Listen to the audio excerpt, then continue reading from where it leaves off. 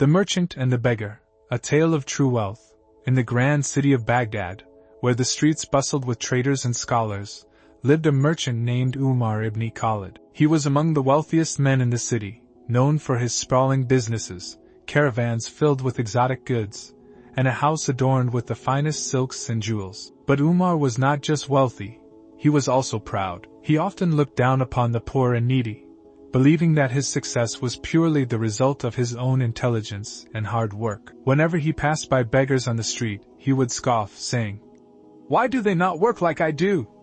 Why do they expect to be given wealth without effort?" His pride grew so much that he rarely gave charity, despite knowing that Islam teaches the importance of zakat, obligatory charity, and sadaqah, voluntary charity. One evening, as Umar walked through the marketplace, he was approached by a frail old beggar. The man's clothes were tattered, and his eyes carried the weariness of hunger. "Please, kind sir," the beggar said, "I have not eaten in days. Could you spare a few coins for a piece of bread?" Umar scoffed. "Why should I give you my wealth?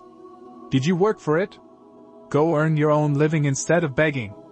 The beggar smiled weakly. "Wealth is given and taken by Allah, my son." "Do not be deceived by the illusion of ownership," Umar smirked. "You speak of Allah's will, but it is my effort that has made me wealthy. I do not believe in luck or charity, only hard work." The beggar nodded. "Very well, but tell me, if Allah were to take everything from you overnight, what would you do?" Umar laughed. "Impossible.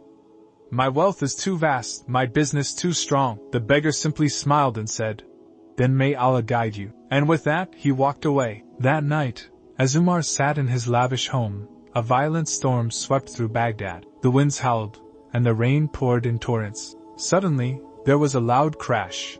One of Umar's largest warehouses, filled with expensive goods, had collapsed due to the storm. By morning, news reached him that another of his storage houses had caught fire. Worse still, some of his caravans traveling from distant lands were attacked by bandits. Within a few days, Umar had lost nearly everything. His once thriving business crumbled, his debts mounted, and his so-called friends abandoned him. The very people who used to praise him now looked away when he passed. For the first time in his life, Umar understood the weight of helplessness. He roamed the streets of Baghdad with nothing but the clothes on his back. One day, as Umar sat on the same street where he had mocked the beggar, he saw the same old man approaching. With a heavy heart, Umar whispered, "I now understand, old man. Wealth is not truly mine, it is Allah's, and He gives and takes as He pleases." The beggar smiled. "You have learned an important truth. Wealth is not measured in gold or silk, but in the purity of the heart and the generosity of the soul."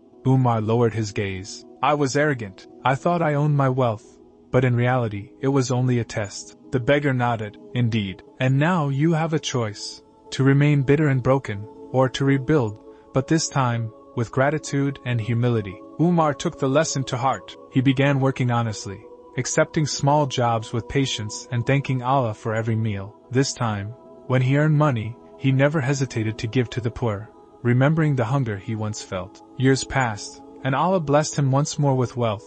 But this time, Umar was different. He built wells for the needy, gave generously in charity, and treated everyone with kindness. He understood now that true wealth was not in his hands but in his heart. Moral of the story: wealth is a test from Allah. It is not something we own but something entrusted to us. Arrogance leads to downfall, but gratitude and generosity lead to true success. The Prophet Muhammad said, "Charity does not decrease wealth. No one forgives another except that Allah increases his honor, and no one humbles himself for the sake of Allah except that Allah raises him in status." Sahih Muslim, verse 2588. May we all remember that everything we have is from Allah, and may we use it to help others before it is taken away.